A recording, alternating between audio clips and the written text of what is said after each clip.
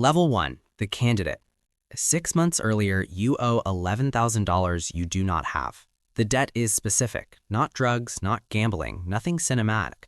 A medical bill, your mother's. The kind that arrives in envelopes with red borders, and then again in certified mail, and then through a collections agency that calls your employer. You have a job. You have 2 jobs. Neither one has benefits. The math doesn't work, and it hasn't worked for 18 months. You find the forum through a search that takes you 3 pages deep into results you have never clicked before. The post is careful, cautious in its language, specific in its geography, clinical in its detail. It describes a procedure, a compensation range, a screening process. It says voluntary medical participation, and you almost close the tab. You don't close the tab.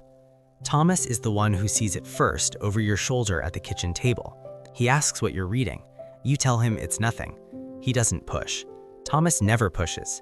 That's the thing about Thomas. He waits. He trusts you to be the person he believes you are, and that trust is sometimes the heaviest thing in the room. The reply comes within 48 hours. A number, a time, an address in a part of the city where the buildings all look like they serve purposes that aren't quite what they advertise. The man who meets you is not what you expected. He is calm, organized, professionally dressed. He uses the word compensated instead of paid. He explains the screening, the procedure, the recovery. He answers your questions as if he has answered them 10,000 times, which he has. He does not pressure you. He doesn't need to. $11,000 pressures you. He tells you that you have excellent results, good blood pressure, strong kidneys. You are, he says, exactly what they're looking for. That is your first mistake, feeling proud of it. Level 2, the supplier. The surgery happens in a city 3 hours away, not in a basement, not in the dark, in a facility that looks like a private hospital because it is one mostly, with parts of it that exist in a different category of operation entirely.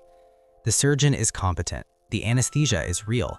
The post-operative care is attentive in the way of people who need you functional and uncomplaining.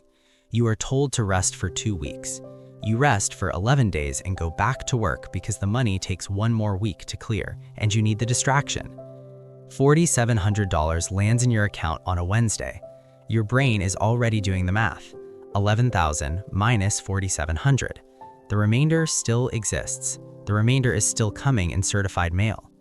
Felix calls you on a Thursday. He says the organization was impressed with your cooperation. He says there's an opportunity if you're interested. Nothing medical this time, more administrative, connecting people who have a need with people who can help. He uses the word liaison. He mentions a figure that is not $4,700. You tell him you'll think about it. You've already decided. What you don't understand yet, what no one tells you because understanding it would stop you, is that the moment you said yes the first time, you stopped being a participant and started being an asset. Felix doesn't call people who aren't already inside. He calls people who have already demonstrated that the threshold can be crossed. Your scar itches. Thomas texts to ask how you're feeling. You say better. He asks if you want to come over for dinner on Saturday. You say yes, and you go and you eat his food and sit in his apartment, the same worn couch, the same crooked shelf of paperbacks, and something in that sameness feels like an accusation, even though Thomas isn't accusing you of nothing. He's being Thomas, that's all. You accept Felix's offer. Level 3, the scout. The work is not glamorous, it is not dramatic, it is targeting. You learn to read desperation. Not the obvious kind, not people crying in public or visibly unraveling, the kind that shows up in how someone orders from a menu, whether they look at the prices first, the kind that makes a person sit a little too still when money is mentioned. You learn that the demographic Felix gave you isn't a stereotype, it's a statistical profile. Young, healthy, between 22 and 35, a specific quality of financial stress, not chaotic enough to be unreliable, not stable enough to say no. You find 3 candidates in the first month. Felix reviews their profiles without meeting them. He approves 2. The third, he says, is too connected, meaning someone would ask too many questions. You learn the language quickly. Connected means risk. Clean means isolated. Motivated means desperate enough to say yes. You don't think of them as people yet. That's not cynicism, it's function. The system requires a certain distance to operate, and you provide it. One of them is a woman named Claudette, 26, nursing student, behind on tuition. She asks you 3 times if it's legal. Each time you give her the answer Felix gave you. The procedure is performed by licensed professionals, the compensation is real, the risk is no greater than any elective surgical procedure. What you don't tell Claudette, the kidney she will donate will travel in a medical cooler to a private clinic 2 countries away. The recipient paid $140,000 for it. Claudette will receive $6,000. The difference is where the rest of the money goes. The difference is who the system is actually built for. Your cut for finding her is $800. Thomas runs into you outside a market near the end of the month. He says you seem different, not worse, different. He asks if everything's okay. You tell him you're doing consulting work, some networking. He nods. He wants to believe you. You can see that he wants to believe you. This is what Level 3 costs people who think the work is merely administrative. Level 4, the coordinator. There is a logistics to human tissue that you could not have imagined before you needed to imagine it. Organ viability windows are narrow, 12 to 24 hours for a kidney, sometimes less depending on preservation method. This means timing engineered to the minute. It means the surgery on one end must be synchronized precisely with the surgery on the other. It means someone has to manage the medical couriers, the private flights, the border crossings, the documentation that makes something that isn't legal look like something that is. That person, now, is you. Felix moved you up 4 months ago, not because you asked, because you were reliable, which in this network is rarer than competence. You have a spreadsheet, encrypted, backed up, stored on a server you have partial access to, that tracks 14 active donors across 3 countries. You track their screening dates, their surgery windows, their recovery check-ins. You track the buyers too, or the edges of them, initials, locations, urgency ratings. The buyers are not what you expected, not villains in any recognizable shape. A retired executive in Frankfurt, a woman in her 60s in Dubai, a 14-year-old in Seoul whose parents have been on the transplant list for 2 years and cannot wait any longer. You are not supposed to know these details. You know them anyway. The work is constant. Your phone does not stop. At 2 a.m., a transport window changes because a commercial flight is delayed. At 5 a.m., a donor in a city 3 provinces over is threatening to withdraw. You manage both before 7 a.m. You manage them alone, in your apartment, in the dark, drinking coffee that went cold an hour ago. Something breaks inside you somewhere around the 6th month of coordination. Not dramatically, more like a structural thing. A beam that was load-bearing and is now slightly, permanently bent. You don't cry, you don't confess, you make the calls and go back to sleep. Thomas arrives at your building on a Sunday with food from the place you used to go together. He says he hasn't seen you in 3 months. He says he's worried. He doesn't say what he suspects because Thomas doesn't work that way. He comes in, you eat, you say nothing. He leaves the leftovers in your refrigerator. By the end of the quarter, you are moving 22 donors through the pipeline. Level 5, the enforcer. The problem with a system built on human desperation is that desperation is not stable. People change their minds. They call their sisters, they talk to priests, they read an article that makes what they agreed to feel different than it felt when they signed. In a legal system, this is called informed consent, and withdrawal is protected. In the red market, withdrawal is a liability. Felix doesn't ask you to hurt anyone. He asks you to manage the situation. That's the phrase. You know what it means. You've known what it means longer than you've been willing to say it clearly. The first situation involves a man in his late 20s, a mechanic from a city in the south, who contacted a journalist 3 days before his scheduled procedure.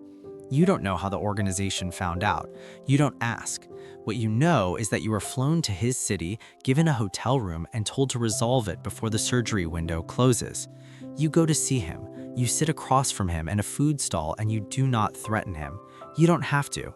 You tell him quietly what happens to his wife's residency application if this becomes a public matter. You tell him that the journalist's name is already known to the organization. You tell him that cooperation remains his best option. He goes through with the procedure. He doesn't look at you when he leaves the facility. You fly home. You eat a meal on the plane. The food is fine. Your brain is already doing the math, but the math doesn't work anymore. What it used to give you, distance, the architecture of logic between a choice and its cost, has stopped producing conclusions you can use. The calculation runs, nothing lands. Felix tells you for the first time that you are essential. He says it the way a man says a word when he needs you to hear it and not think about what it means for your ability to leave. Essential. There are 3 more situations in the next 6 weeks. You manage all of them. You do not ask for details beyond what you need. The 4th situation is where it ends. Level 6, the architect. You don't run the network. No single person runs the network. What you run is a region. 7 countries, 41 active donors in various stages of screening or recovery, a rotating list of buyers whose wealth in the end is the only variable separating them from the people they are harvesting from. You have resources at this level. A legal identity that moves across borders without friction, 2 phones, an encrypted communication system you didn't build but know how to use without error, a lawyer you have never met in person who handles the administrative perimeter. The organization has given you what looks from the outside like legitimacy, a consulting firm, a medical technology company on paper, business cards with your real name. You attended dinner once with 4 people at equivalent levels from other regions. No names are used. The food is excellent. The conversation is about logistics, about political instability in source countries, about the increasing cost of maintaining relationships with clinic administrators, about a new preservation technique that extends viability windows by 6 hours. You are, by any external measure, a professional.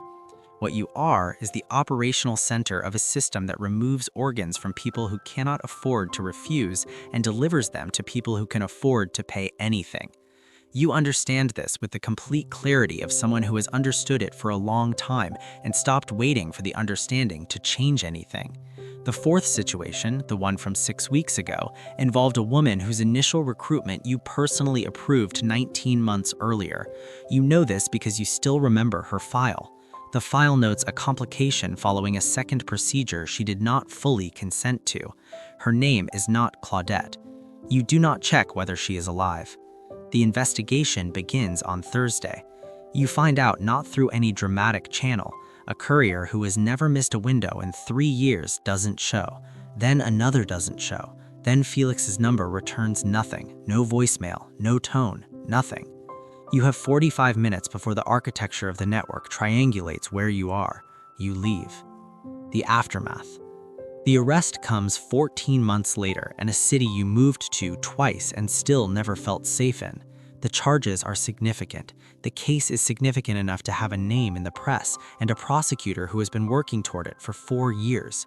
There is documentation, yours mostly, your careful spreadsheets, your encrypted coordination files, the very precision of your record keeping preserved in forensic detail, everything you spent years trying to make invisible. The trial runs 9 weeks. You receive 12 years, with conditions.